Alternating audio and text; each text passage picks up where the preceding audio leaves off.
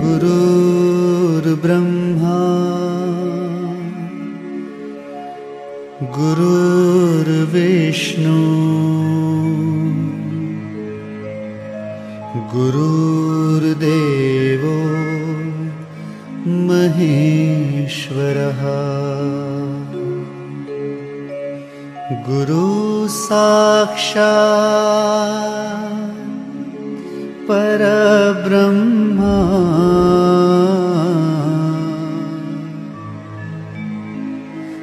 तस्मै श्री गुरुवे नमः।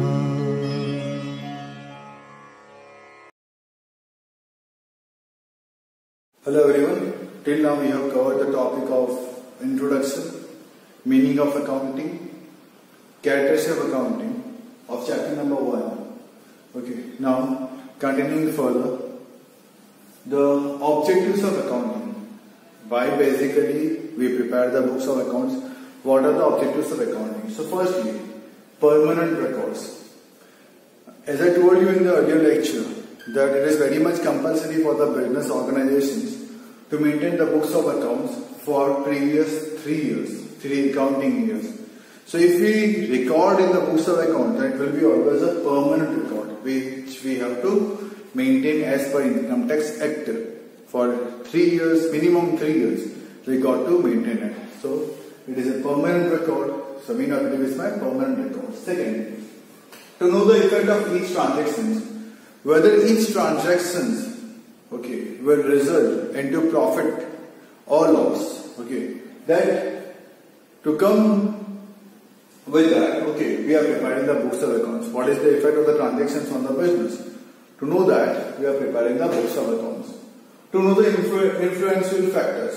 Which particular factors are affecting my assets, affecting my liabilities, affecting my profitability, affecting the efficiency of the business. This all we will come to know with the help of books of accounts. To determine the tax liability, at the end of the accounting year, that is the 31st March, books of accounts are closed. On 30th June of every year, 31st July of every year, okay, businessman has to pay the tax. So the determination of the tax is also based on the books of accounts.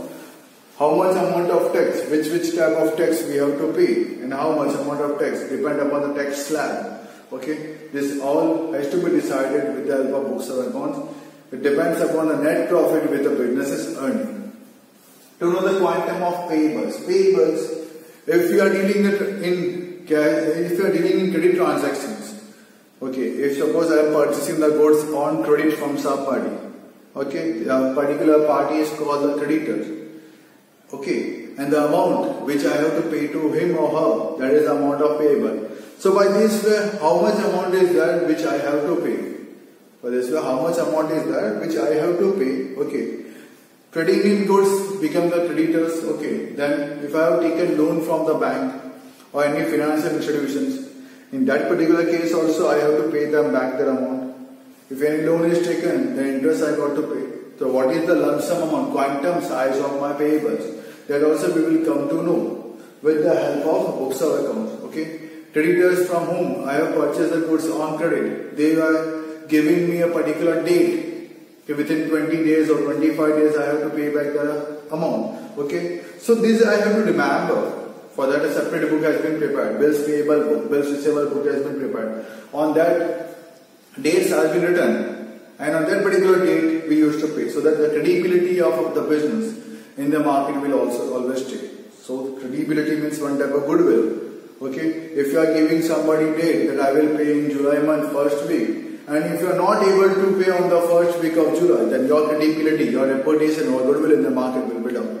Okay, that particular person will try to some more other persons that this party is not liable, is not solvent.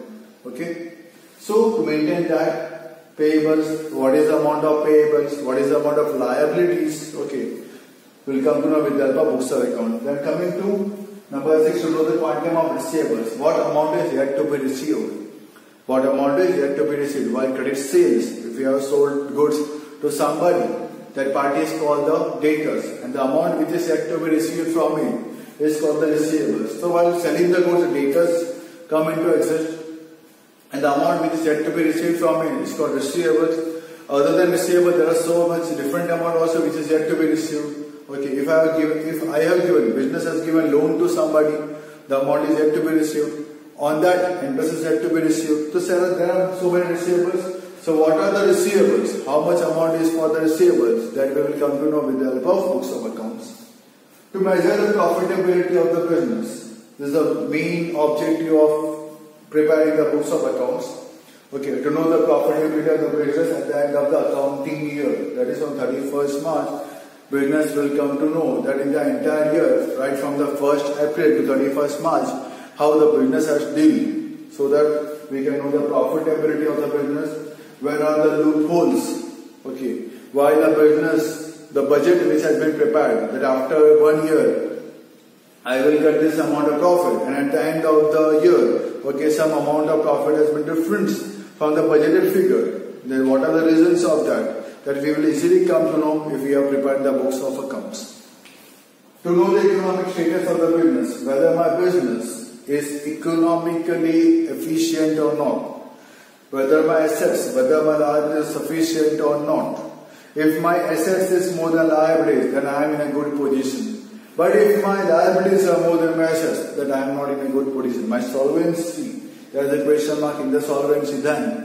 Okay, whether I will be able to pay all the liabilities or not. If my assets are less than as compared to my liabilities, other party, the stakeholders will think that this businessman is not able to pay the liabilities of outsiders.